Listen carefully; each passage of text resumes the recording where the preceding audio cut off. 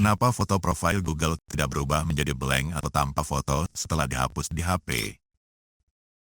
Walaupun aplikasinya sudah kita buka tutup berkali-kali.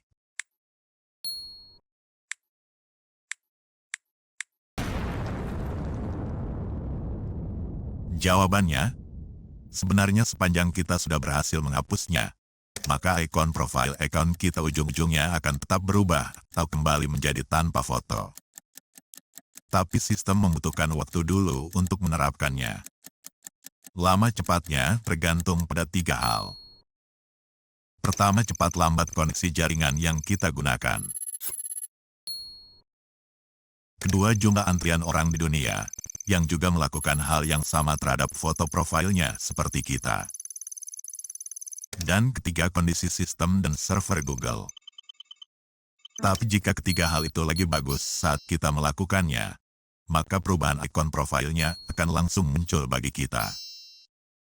Jika kita tetap tak sabar, maka hapus dulu memori aplikasi Google.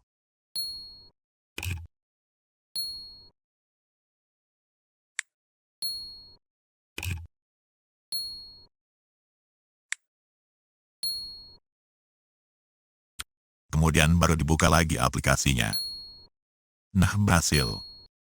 Jika tetap belum berubah, ya terpaksa ditunggu saja sistem menerapkan perubahannya secara otomatis.